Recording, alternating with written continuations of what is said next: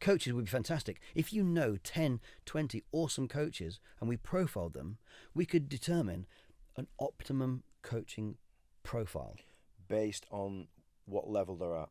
And we could determine at what level it needs to be, because what you need to have is, if you're going to coach human beings, the coach must be a level above the client. Now, if you look at some of the other systems that are out there, they think that if you have a process, you can coach anyone. It's not true. It's not true at all. When I talked about the lady just now, the people below her can't see her patterns. If you're a coach, you must be a level above your client in order to be capable of seeing the patterns they're not capable of seeing themselves. Right? If you're... Say that again. That's really important. Say it again, that. If you are a coach, and I call this next level coaching, you have to be a level above your client in order to see the patterns that they cannot see. Yeah. And if you're a client, you have to choose a coach who's at a level above you, so Correct. they can reflect back to you what you can't see. And the problem is that we have these weekend coaching courses where somebody does it and thinks they can go and then coach the CEO of HSBC Bank or whatever, course, you know, yeah, and that kind of thing. And what will happen is, if you get a client who's a higher level than you, they will bail on the process. Yeah, so it's really important. So get ready for a fascinating conversation today. I am joined today on the podcast by Dr. Darren Stevens, who is a developmental psychologist and an expert in thinking. So if you're fascinated with human evolution, self-development, learning, high performance, I promise you there's going to be a lot in this for you. Darren, good to see you, mate. How are you? And you, mate? I'm really good, thanks. We had a fascinating conversation in the coffee shop earlier, didn't we? Yeah, I hope we didn't leave all our best stuff on the driving range, as it were. It's really good to see you, mate. And if I may, just tell the audience how we reconnected. So I'm on LinkedIn a lot, and about a year ago, a guy called Dr. Darren Stevens, who's here today, messaged me. And he kept messaging me and messaging me and messaging me, and I just kind of fobbed him off because I thought it was an academic who just wanted my time.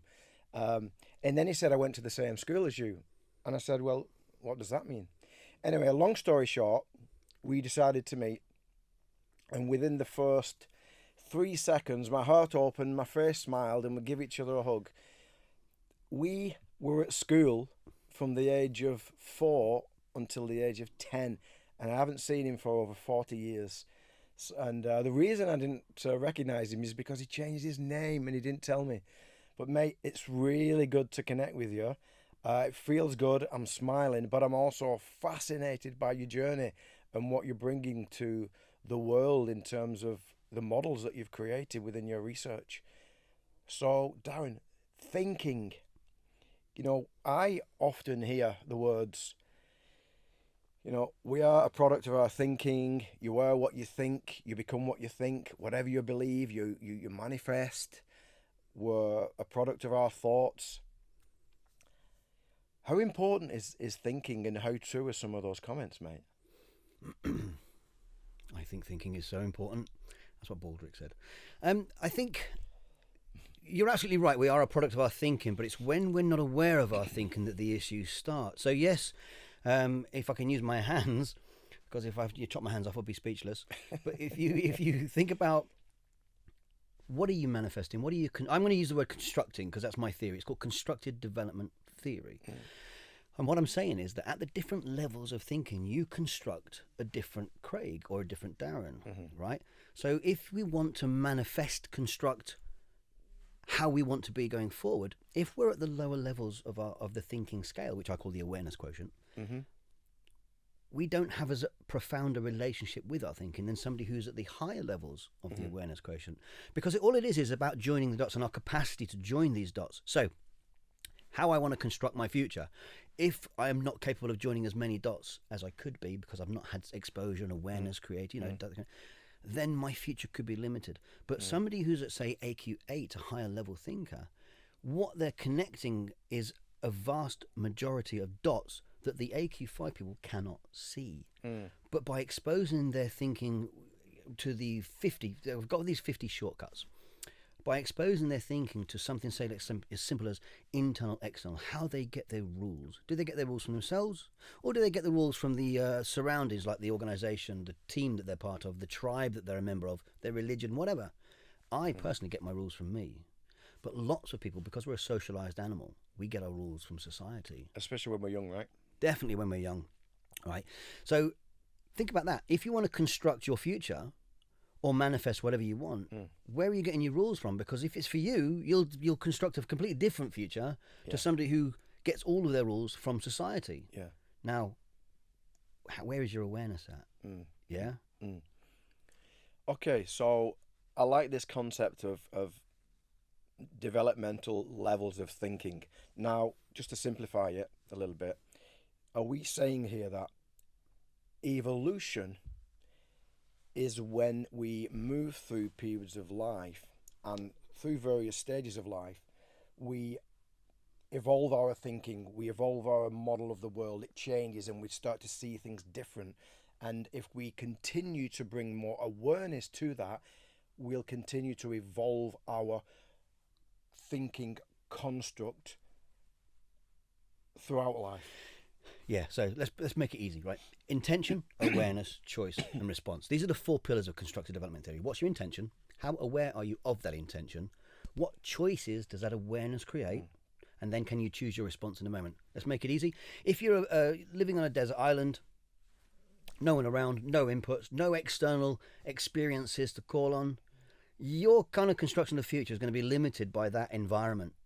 But if you go through any kind of experience, where it might even be a good one or a negative traumatic one, what does that do for you? It creates an experience that you can pull from, which is a choice, right? You then choose, I can do it how I used to do it, or I can learn from the experiences I've been doing, and I can choose. Can you tell me a situation where having more choice is worse than having no choice? Apart from, Woolworths pick and mix, I can't think of course. a single thing where having more choice is a worse situation. So what we're saying is the experiences that you've just described create choices for you that you didn't have before, because then it becomes a point of awareness, which is Got ya. Go on. So again, just to bring it back to basics, at the lower levels of thinking, our construct of how we think and see the world is based on surviving in the world, and there's less choice. It's just run by automatic patterns. Very good. Yeah. In psychology, that's called automaticity. Yeah. And the point is to think about it this way. If you're not at choice in your thinking and behaving, it's a habit, and you're therefore not in control. Okay, so we rush through life automatically responding. Maybe that's angrily, maybe that's crying, maybe that's shouting, maybe that's retreating. But if your retreat is a habit, you're not retreating because you're doing it from a position of awareness. You're doing it because that's what you always do. Or you're hiding from something, You're definitely moving away from pain. Yeah. There you go. It's an away from strategy. So as we develop our levels of thinking, the higher we go and the more evolved we become, the more choice we have. Perfect. So would you say that it's only by evolving our levels of thinking that we enter into a world where we have more free will? Yeah. Will is only free at the point of awareness. So with more awareness, we've got more choice, yeah? Yeah, I mean, it's a very Descartes perspective. I don't mean to be too nerdy, but you know what I mean? Yeah. Awareness, for me, I have, with greater awareness, I have greater choices. It's that simple. Yeah? So I love that, right? And I'm quite sure that people listening to this are thinking, wow, sometimes I'm stuck in my thinking, and these guys are saying that if I evolve my thinking, I live more from a place of choice. How good is that?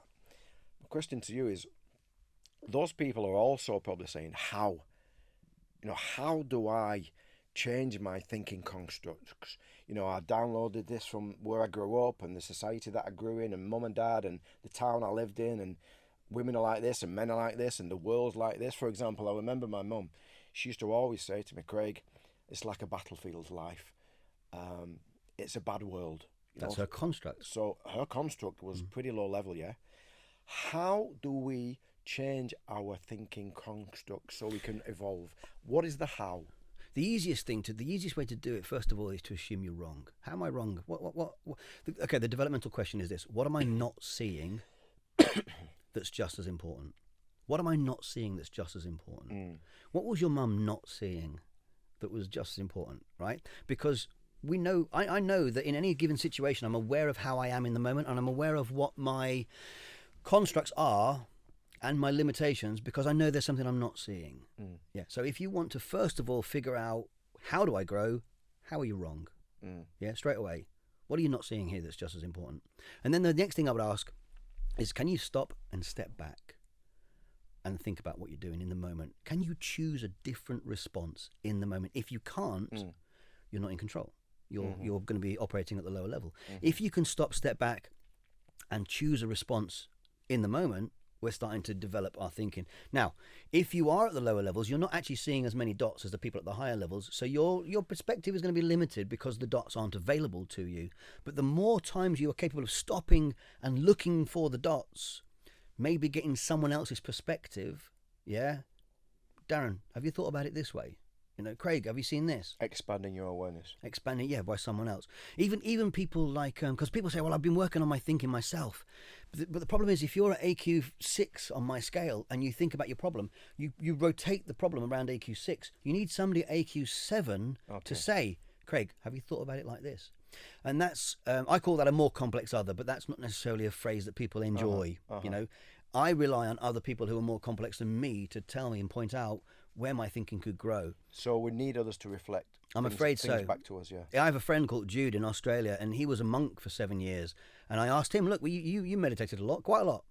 Did you grow? And he said, no, I always needed my, and I've forgotten the word, forgive me. I always need my Qigong guru, to point out what I wasn't seeing. Fascinating. And I think that's key. And obviously, if you've got a little bit of humility, and I'm really good at humility. I'm not. Right? If you've got a little humility, you'll listen when people point something out to you.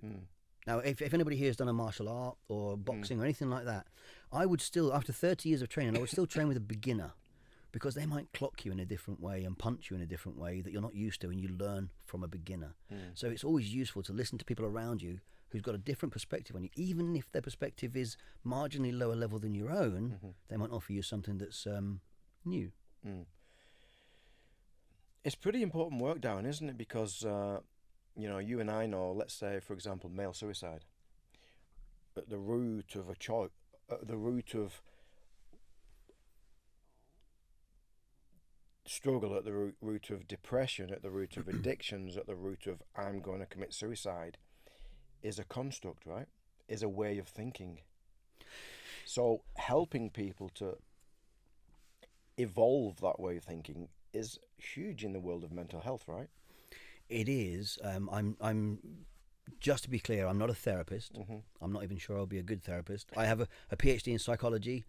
However, it is developmental. Yeah. And I'm looking, I take people who want to grow their thinking. Now, I've not done much work with neurodivergence, and I've not done too much work with the mental health. What I have done is mapped my research to something called the CARE model. So I told you about intention, awareness, choice, response.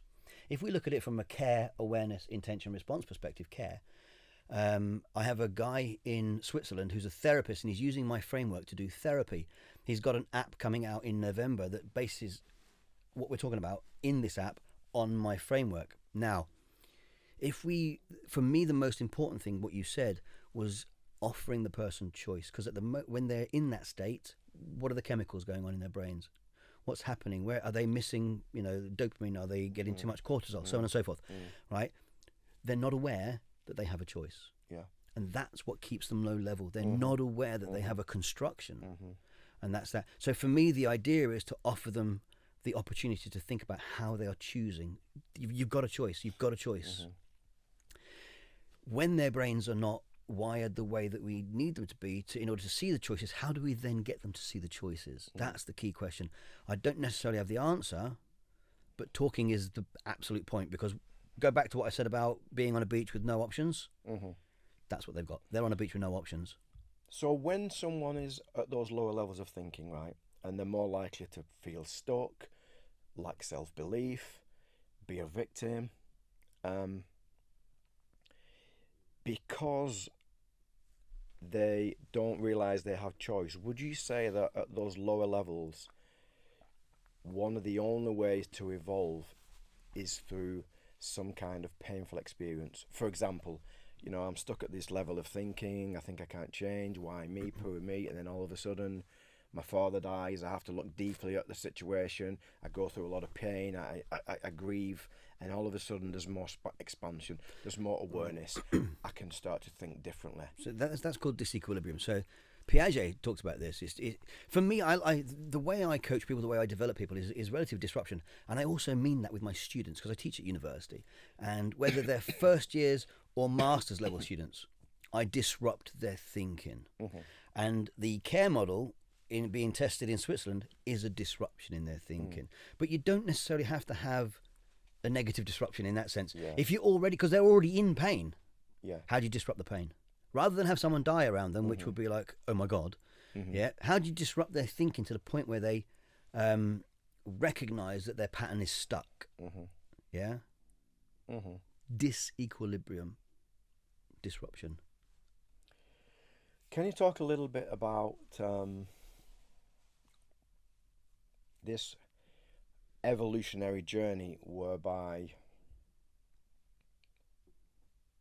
in order to evolve, we can move away from something, i.e., fuck that, I don't want that to happen again, I want to change my way of thinking, it's not going to happen again, let's do something different in the world, versus this evolutionary choice to move towards something that we desire, away from something painful, or moving to something more desirable and joyful and positive, if you like.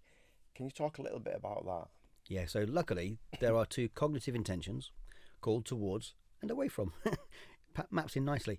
So people who've done a load of NLP training, like neuro-linguistic programming, they automatically do towards. However, what they're not necessarily doing is understanding the risks of their goal orientation. Right, but if you want a simple way of looking at it, you've got two people living in London, one a young lad, one an old man. The old man's got a bit of a lung issue because there's lots of diesel particulates in London now, and he says, you know what, I need to get my lungs better, so I'm going to move to Brighton. You've got a sea breeze, it'll clean my lungs out, I can get away from all this nonsense in London. That'll be really cool. I'm going to move to Brighton. The young lad, on the other hand, is a surfer, and he loves surfing. He says, they've got this new thing that creates a false reef on the beach, and I'm going to go down to Brighton because I want to surf all the time. Right, now you've got a towards there. The young lad is towards surfing. The old man is away from bad health. The outcome, behaviourally, is that they both move to Brighton, but for very, very different reasons. So can you think of a time when when you're thinking about where you want to be, are you moving away from your current pain or towards something in the future? Now, I'm going to suggest that we as human beings, we seek difference, believe it or not. We don't like sameness that much. I know people do. Yeah. But what we really do is we strive for difference, and we notice difference first. I can give you a really cool example of this. In my master's classes at university, you've got lots of people from all over the world, and what they do is they come in on the first day of a 13-week course. They will sit on their own continents, right? All the African students sit together, all the Indian students together, so on and so forth, right? And I say this to them: where you're sitting today is where you're going to sit forever. And I sit back and watch. And then one time this guy walks in, African guy walks in, he goes and sits on the Indian table. Bugger, he's ruined my theory. Within 1 minute, he'd got up and walked over to the African table and sat down. And I went like that. Yay, my theory works. And all the class were looking at me and they started clapping. I knew I'd got them. What is it that you do every single time? The student, noticed difference, but he went straight for sameness. After a minute, he adjusted his position and went for sameness. Right? Is that useful? Which one's more useful? Is it the difference or is it the sameness? Or is it our capacity to choose in the moment which one we want to do? Same with the towards and away from. It's not that you want to be goal oriented, and it's not that you want to be risk averse. You want to be capable of saying, at the high levels of thinking, that's my goal, and I'm aware of the risks, and the risk is worth it. And I'm capable in the moment of determining the risks and sidestepping the risks as we move through to get my goal. Now, at different ages, when you're young, you're never going to die, are you? You're always going to be, I'm just going to take loads and loads of risks. But at our age, 35, we might be more aware of the risks because we've got a different environment. Age is an environment. We never think of it like that, do we? Yeah. 25 is an environment. Of course. 55 is an environment. So our capacity to process risk changes. I don't. I dropped some food on the floor the other day. I thought, 5-second rule, forgetting that it takes me more than 5 seconds to get down there to pick it up now. So it's understanding how you are in the moment. What is your choice? What is your awareness? I'm telling myself at the moment, right, listening to you, that as I evolve my thinking and have more choice in the way I think and act,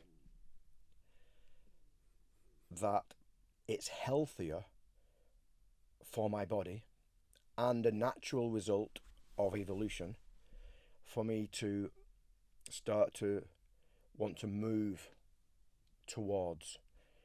Because when I'm thinking about what I want to move towards, I'm closing my eyes, it feels juicy, I feel the emotions of joy, bliss, acceptance, playfulness, potential, versus living in a world where it's a struggle, the stress hormones are flooding my body, and I'm kind of wanting to get away from something.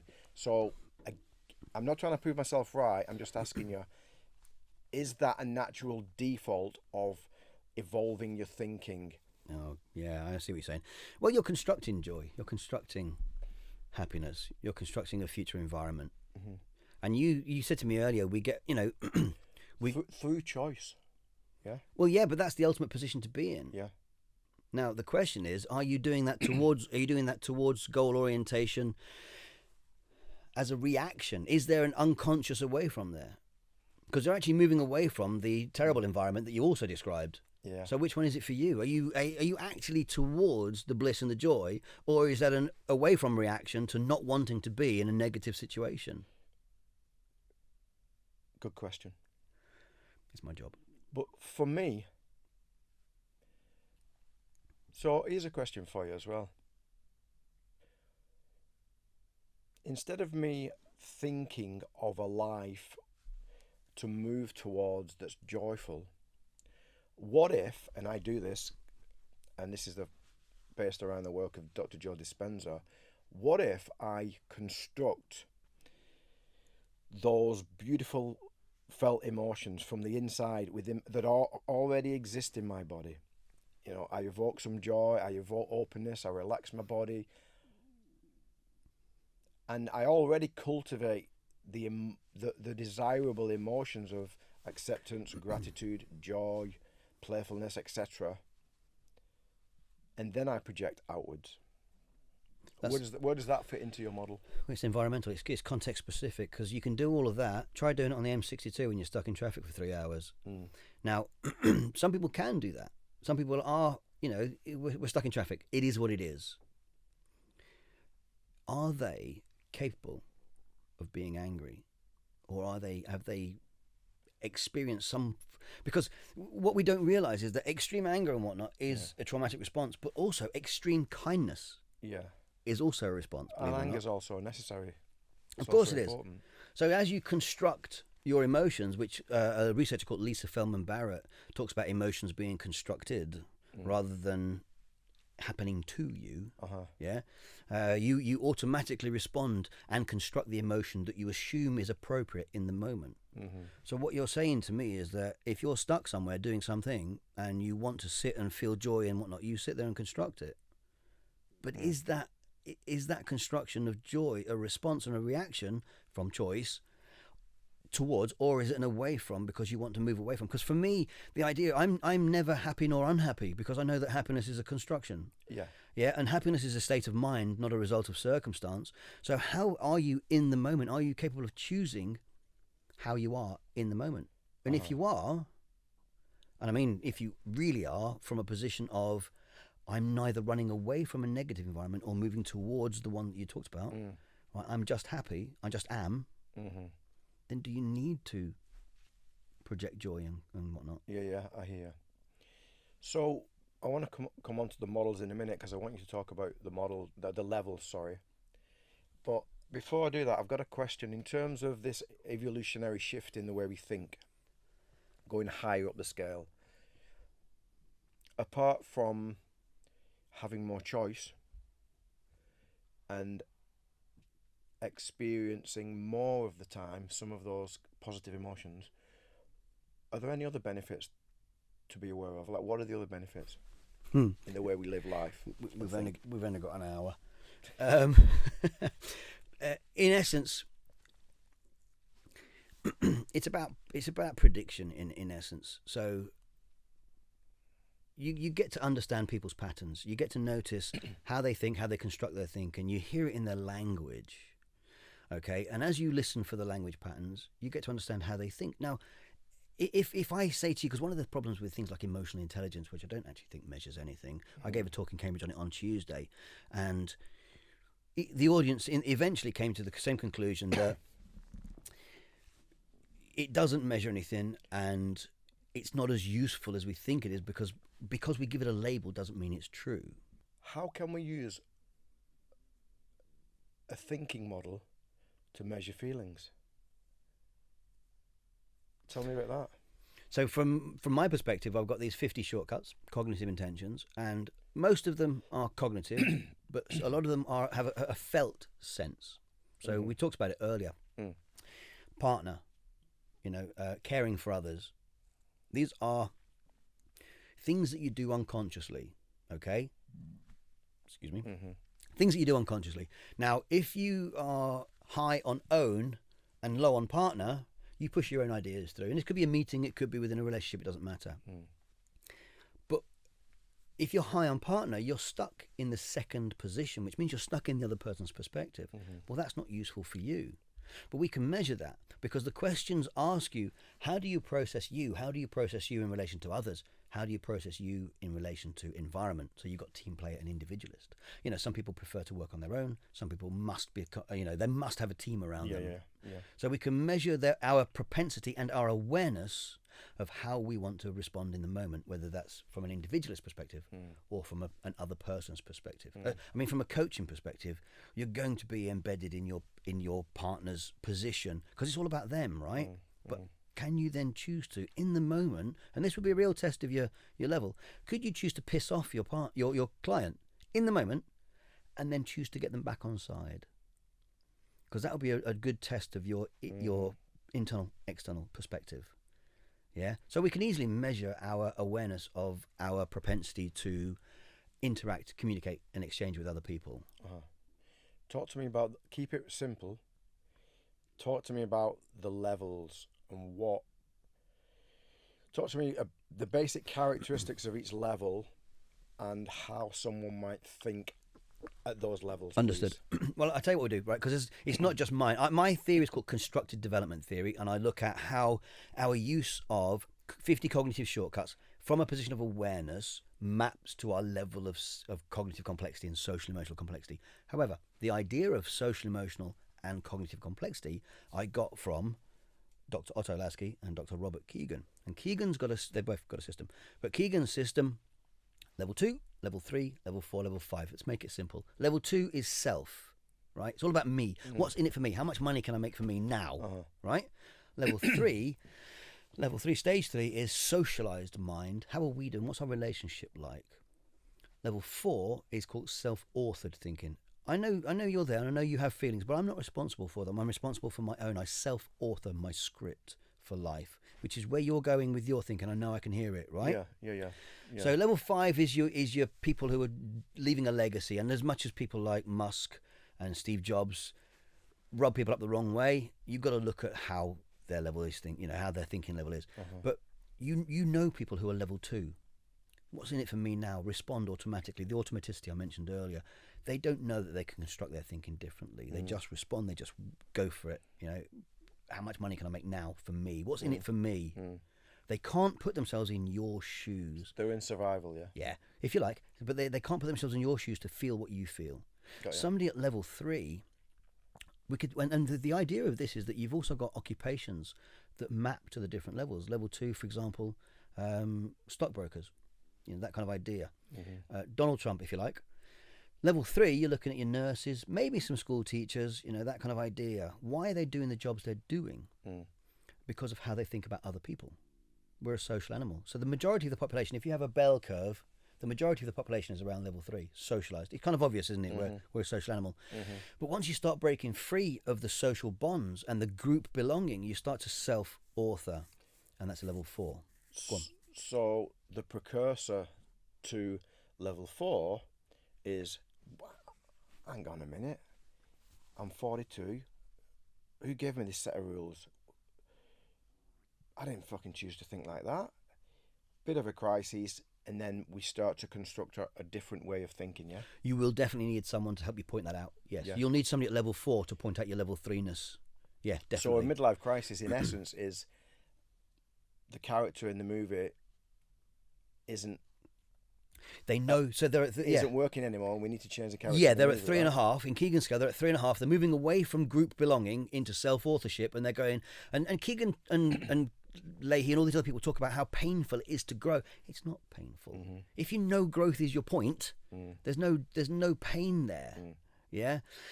So for me, I needed someone to point out that there were levels, and I got that when I started reading Lasky and I started reading Keegan, thinking, oh my God, so this answers so many questions. That's why my friend behaves that way.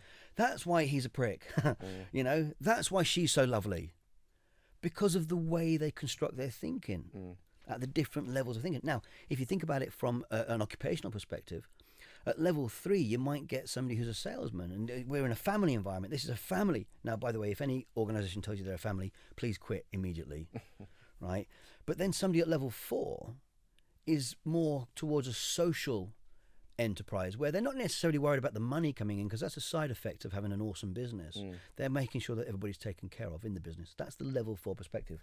And you can have disagreements with people, you can have arguments with people, but you don't take it personally. It's just a product of the environment. So tell me more about level 5 then. Level 5. Now you've asked me that, I've forgotten the name of it. But if you look at it on my scale, a guy called Korzybski said that the map is not the territory, and you've probably heard that before.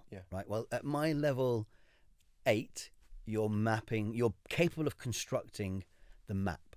At level 9, you're capable of constructing the territory, and then at 10, it's made up. It doesn't exist. Right. Even people like Maslow's hierarchy of needs, when he started writing about self-actualization, he made it up. It's all nonsense. Right. He just wrote about people he thought were self-actualized. But in mine, it's measurable. And in reality, only about 10% of the population are going to be AQ. I've never met one, but they're going to be AQ 9. Now, when you look at it from an organizational perspective, each organization I've been to, the highest level person was AQ 8.4. How would that person think? It's really cool. Clearly, I'm biased. It's my system, but it's really cool. Nothing was a problem. Yeah, everything. Nothing was taken was taken personally. But what I did was I explained to her, and it was always a woman, by the way. Every time I've been to an organisation, the highest level thinker was always a woman. Why is that? Maybe they're better at balancing their emotions than their cognitive. So would you say at level 8.5,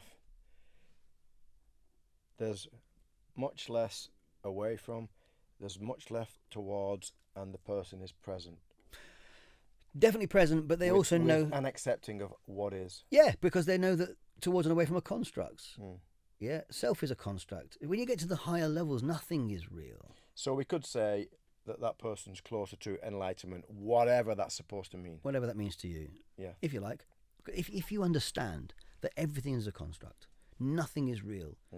You know, how you guys view me, how I view you isn't real. Yeah, for sure. You know, but when you're in a work environment and you have to deal with, let's say, misogyny because you're a woman, she can't turn around to me and say, Darren, you can't tell me I'm constructing misogyny. No, what you're doing is you're responding to the other people's construction of you, because even though her thinking is up here, the other people's thinking is here. So what they do is they look at her thinking and her behaving, and they filter it through their lower level lens, and they get it wrong. And they call her difficult. They call her unmanageable. Do you see what I'm saying? So she then has to respond to this. And when I explained to her how, I mean, she's our age, and she got a first in Cambridge back when it was difficult. 94-ish. She got a first in Cambridge, and then she went straight into a service, surrounded by men. And she was labelled as such because they simply did not understand her. Yeah? But she knows that when I explained it to her in a level, in a construct level, in a level developmental level perspective, that the men around her were not capable of seeing what she was seeing, suddenly everything made sense. Because she kind of took on the idea that maybe she is a bit difficult. No, it's not you. It's definitely not you. They don't get it. My mind's firing off right now, in a good way. Awareness is raised. Would you say that one of the things that I sometimes say it to my clients, I sometimes say it on retreats when guys ask me about evolution or what is evolution? Could I say that, this helps me to make sense of it, that evolution is simply, as we move through life, we come to a stage where we realise our way of perceiving the world isn't serving us anymore. We change that construct, and then we look over our shoulder to realise it was all an illusion. I often say that we have to be a magician in life and move through these stages to realise that it's all an illusion. Does that fit with your model? If you think illusion as construct, yes. So let's give it to you in a very simple way, right? Internal, external. We talked about this. Internal is it's a locus of evaluation. I get my rules from me. Somebody who's external gets their rules from their environment, their organisation, the police, whatever. The TV, the news. Yeah, at the highest levels of any one system, they rely on other people to keep them honest, because honest is a construction, right? I mean, I drove here today. Did I speed on my way here? Of course not. Yeah. Yeah? Yeah. Internal, external. So the idea is, from an internal, external perspective, if somebody is massively external, they can't do internal thinking. They can't ask themselves, what should I do here?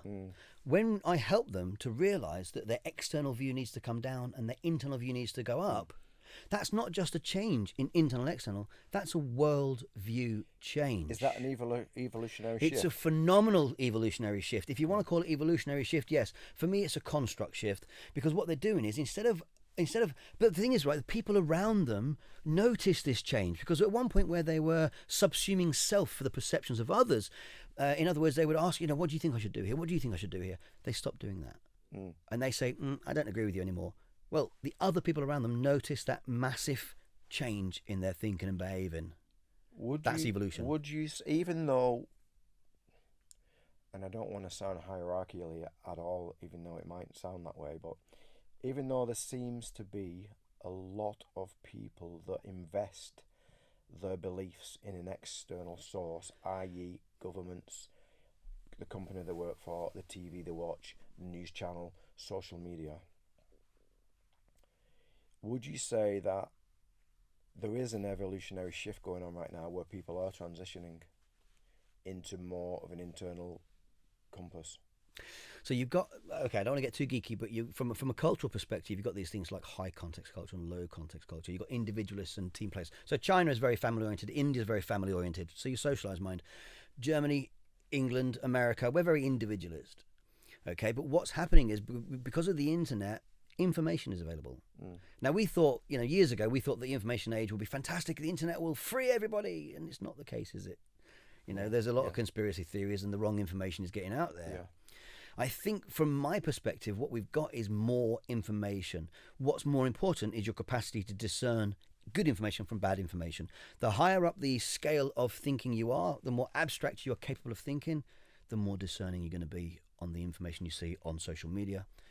And you'll say to yourself, for example, for me, it would be looking at the BBC and wondering why they're so anti-Semitic. And why don't they do the checks that I can see if you look at some of the YouTube channels that I watch? What is their agenda? So that, for me, is what's key. My perspective is, what am I not seeing that's just as important? What is the BBC not seeing that's just as important? What is Al Jazeera not seeing? That kind of idea. Yeah. So for me, the more discerning, the higher up the scale we go, the more discerning we are, the more abstract we can be.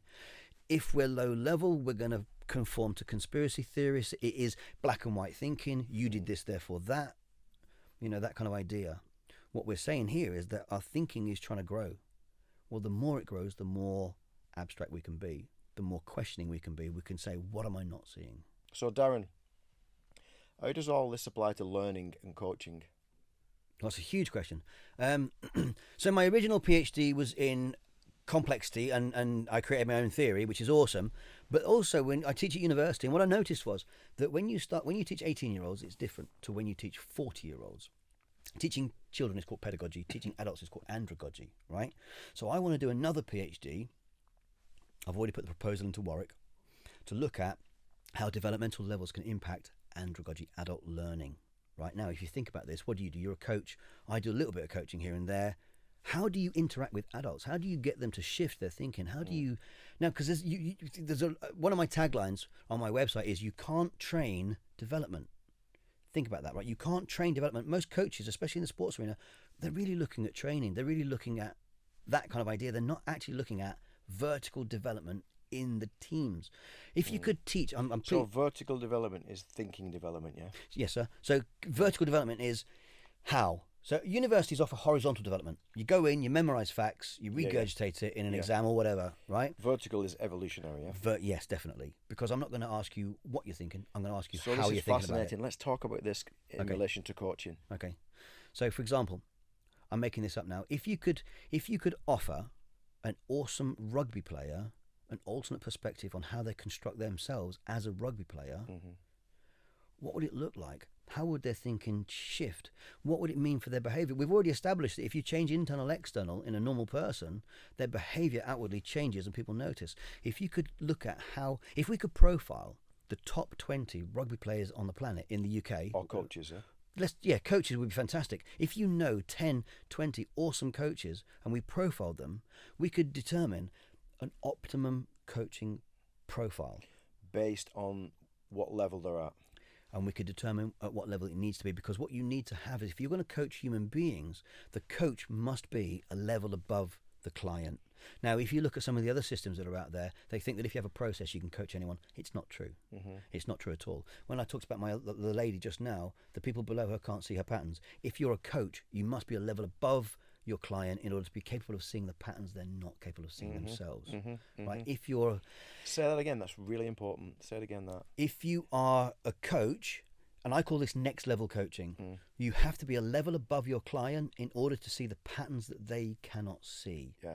And if you're a client, you have to choose a coach who's at a level above you, so Correct. they can reflect back to you what you can't see. And the problem is that we have these weekend coaching courses where somebody does it and thinks they can go and then coach the CEO of HSBC Bank or whatever, course, and that kind of thing. And what will happen is, if you get a client who's a higher level than you, they will bail on the process. Yeah, so it's really important.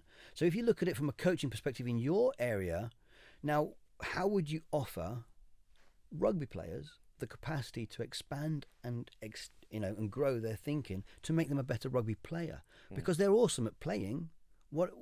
How would improving their thinking make their playing better? And I'm making that up because you know more. Well, the other way of saying that is, how would enhancing their capacity to learn, same thing, yeah, make them better?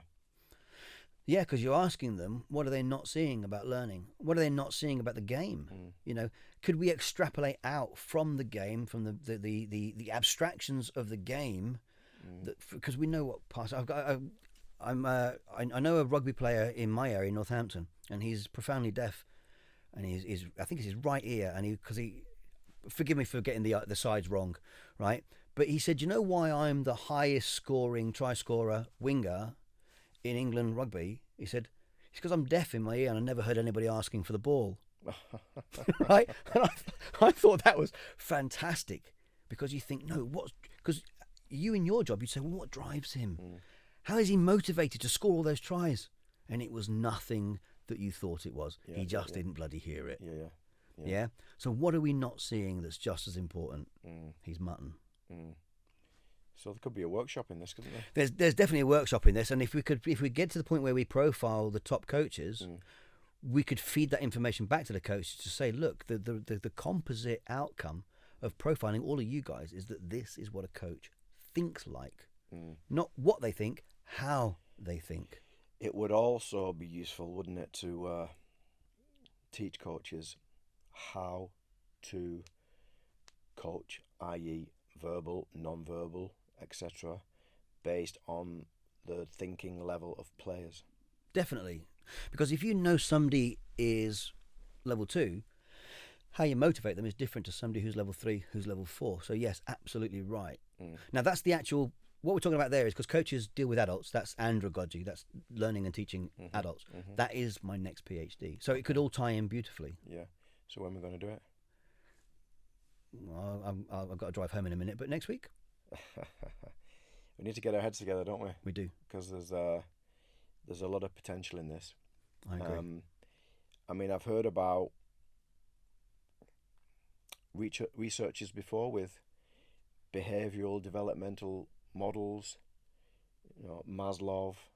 I've heard of Ken Wilber's models, spiral dynamics, Don Beck, David Hawkins, but I've never actually met anybody in person with their own model, so it's really, really useful for me to meet you and to reconnect with you as a friend. More importantly, to get our heads together and explore what we can come up with, because you've got the research, you've got the academia, and I can hopefully help to simplify what you're talking about. Yeah, so it's knowledge and application. And get it out there to the world of yeah, coaching and self-development. So Don Beck's spiral dynamics, I've mapped all of my stuff to that as well, so I can tell you specifically how you can move from green to yellow, for example, and that will all come out. Great. So there's going to be a podcast too, isn't there? Yes, sir. Wow. I hope you've enjoyed this episode. A lot to digest. Darren, where can people find out about you and research you even more? Quite easily. It's darrenstevens.co.uk, but also I've got an international institute which is called the Institute for Adult Development, but the website is adultdevelopment.institute. Great. Mate, as you can see, my brain is going. The cogs in my head are going round and around and around, and there's a million questions I want to ask you. There's another podcast on feelings, I think, on the way. We won't go down that rabbit hole right now. But thank you so much, mate, and I look forward to meeting you again. It was my pleasure. It was brilliant. And I hope you've enjoyed the pod, and I will see you on the next one.